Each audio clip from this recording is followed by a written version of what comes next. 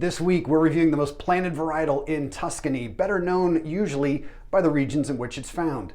And in the tip of the week, we're going to talk about when is it safe to order a bottle of Italian wine that doesn't have that little ribbon on it. All of that coming up next.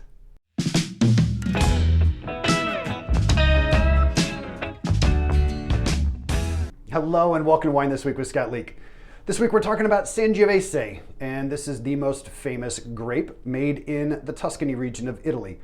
What's interesting about this region is Tuscany is known, famous if you will, for not having any straight roads. It is just nothing but rolling hills, which provides for really awesome different terroir.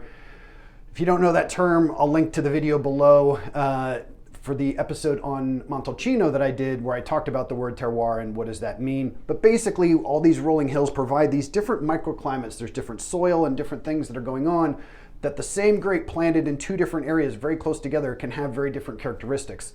And throughout Tuscany, you're going to find wines that are known better by the sub-region that it's from rather than by the grape. It doesn't say Sangiovese on the grape or on the label most times.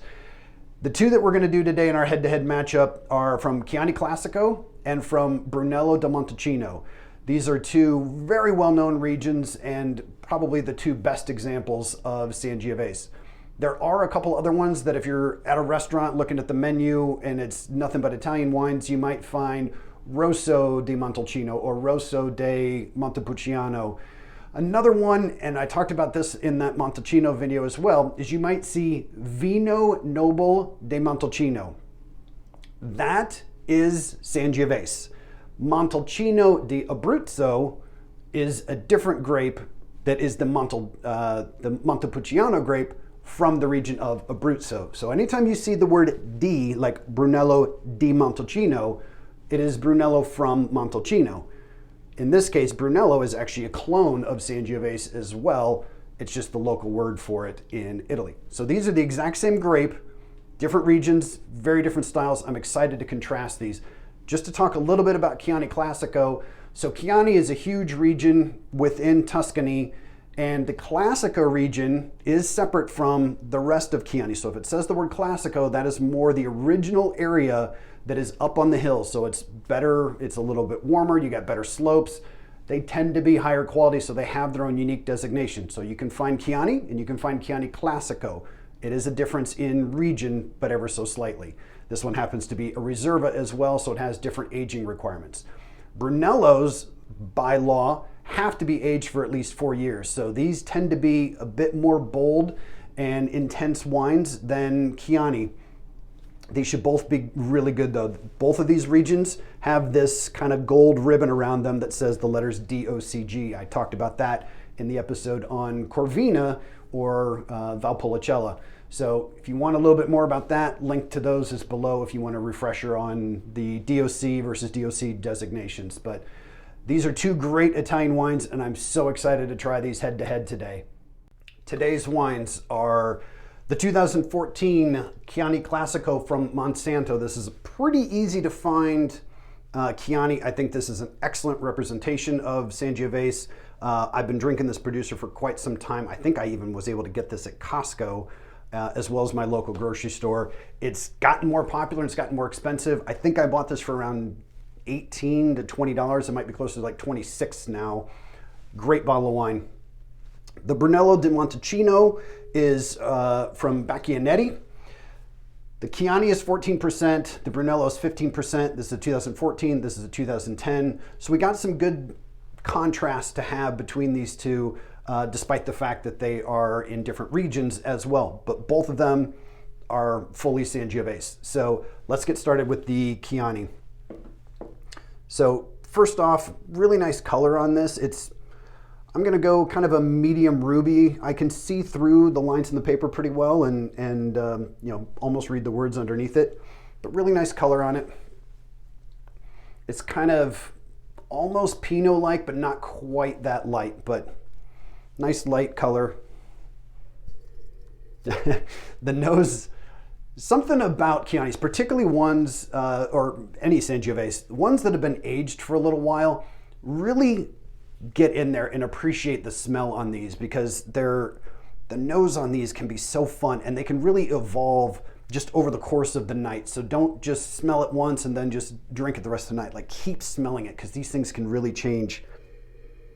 But this is awesome. Right now, I'm getting a lot of the components of the region. So if you think about the food there and what else grows there, some of those things are coming through, and it's not uncharacteristic for Sangiovese to have things like sun-dried tomatoes or roasted tomatoes. And I am getting this little kind of tomato hint coming through.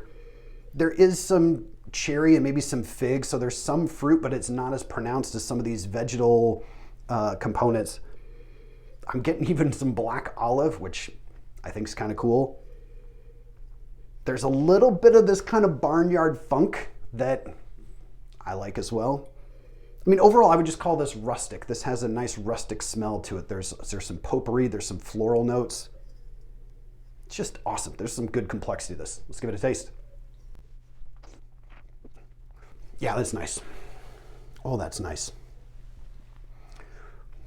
This fits the bill for Sangiovese. It's fairly dry. I'm just gonna go ahead and call it dry. The tannins are kind of medium plus. They're very soft, they're well integrated. I'm feeling them quite a bit on the front and the tip of my tongue. Little bit of that sandpaper feeling. Great acidity, nice juiciness on the back end of this. Man, this is just so perfect for Tuscan food. Like, give me a margherita pizza with this and I'm gonna be plenty happy. Alcohol, this is 14%. It is kind of medium plus, little heat on there. And the body's kind of a medium plus as well. Good finish. I'm still tasting this. This is a nice wine. All right, I'm gonna go the Brunello before I score it. So color-wise on the Brunello, really similar. Maybe a smidge darker, but not much. Yeah, it's a little bit darker. On the nose, whoo, that's more intense. I'm not surprised. And I have no idea what the hell that sound effect was, but yeah, definitely more intense nose on this. So I'm getting like some dried cherries. That tomato's coming through again on this one too. Yeah, like a roasted, like stewed tomatoes. There's some leather. There's a little bit of that barnyard. There's some vanilla coming through on this too, which is not surprising. Again, this had to be aged longer. And I think at least 2 years in oak barrels. So some vanilla coming through from the oaks, not too surprising. This is awesome. Oh my gosh. All right, let's see if it tastes as good. Oh, wow. Wow. This is 12 years old. These tannins are so intense. This is a very tannic wine. And that's the great thing about Brunellos. These things can age forever. I feel like my gums are stuck to my teeth. This thing is so drying from these tannins. Wow. This thing's screaming for like steak. This is awesome. Sorry. The acidity on this is pretty high as well. Maybe even a smidge higher than that one. So that really nice balance with the fruit, the tannin, the acidity. The alcohol is pretty high, which is giving the body more heft as well. So high alcohol, it's high on everything. It's super dry, high tannin, high acid, high body, high alcohol, and it tastes amazing too. Don't get me wrong, this Chianti is great. So if I'm scoring this Chianti, I'm giving it pretty good points for balance. The length is pretty good. It's got decent intensity and complexity, but compared to the Brunello, not nearly as much. So I'm gonna go 7.5 points on this. The Brunello though, just ups it a notch. It's so cool how these are, you can tell that they're familial, but the difference is, granted, I'm not doing apples to apples with the different vintages and some of the different characteristics, but these are both Sangiovese and they are so similar and so different at the same time. It's really cool. I'm glad I did this head to head. So the Brunello, great points for balance, great points for length, intensity, complexity. I mean, this is 8.5 points, 7.5 for the Chianti, 8.5 for the Brunello. They're both awesome. Both of these would be good with any type of Italian fare. I would gravitate even more towards, that kind of, what is it? The bistecca Florentine or whatever it is, the really big T-bones that you can get in the Piedmont steakhouses. So yeah, great wines. Glad I did the head-to-head here. Man, Sangiovese is just so much different than it was back in the day when you get them in those little wicker bottles that cost like $5 on your cheap checkered tablecloths in Italian restaurants. These are monster wines, and not surprising. I don't even remember what I paid for this Brunello. I bought it so long ago, and I've been aging it here, but it was definitely more than the Chianti, and yeah, definitely deserving of it. For the tip of the week, I want to talk about something known as Super Tuscans. So you'll never find that word on a bottle of wine, at least I've never seen it on one. But a Super Tuscan refers to a wine made in Tuscany that doesn't follow the rules of the DOC and DOCG designations that get them these nice little ribbons that go across the bottle. So the DOC, DOCG, again, I talked about those in a prior episode. The link to that is below.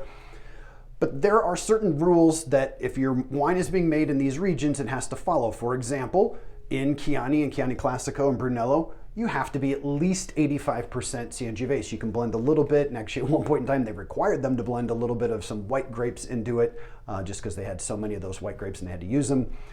But you cannot blend Cabernet 50-50 with Sangiovese. But some winemakers decided, you know, I want to give this a try. They're doing great work in Bordeaux, and so in the 1800s, some Cabernet made its way over into the Tuscany region. Some people started making straight up 100% Cabernet or making Bordeaux blends, doing some blends of Sangiovese with Cabernet. If you do that, you are breaking the rules of the DOCG and the DOC regions. You can still make it, you can still produce it, but you don't get that designation.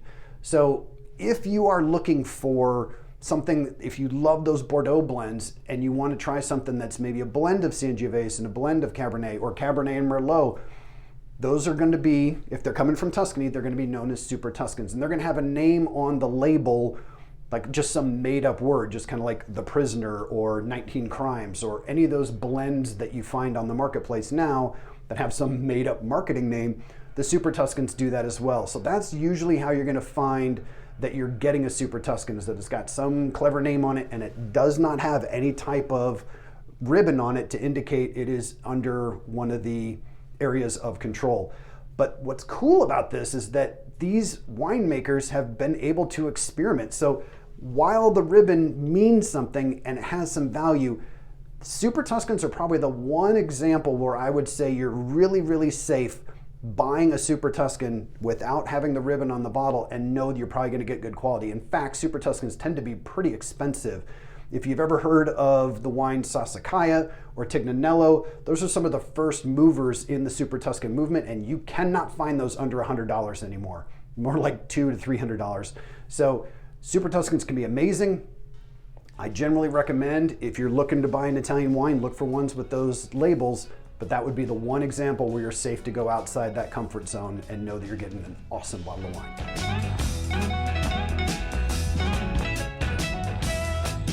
Thank you for watching another episode of Wine This Week. I hope you enjoyed it. Join me next week as we move on to one of my all-time favorite dessert wines, Sauterne. Until then, keep trying new wines, and as always, cheers.